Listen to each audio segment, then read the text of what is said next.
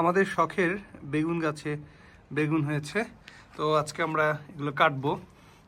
তো বেশ সুন্দর, এই যে আমাদের নিজেদের গাছের বেগুন, দেখো এই যে বেশ ফ্রেশ।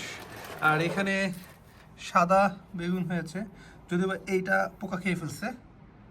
আর এই যেটা সাদা বেগুন, এই পাশে আরেকটা, এখানে আরেকটা আছে ভালো, এটা এটা এই যে। আর এই হলো আমাদের আরেকটা গাছ, নীলাই যে আরেকটা গাছ নিয়ে আসলো, এই যে।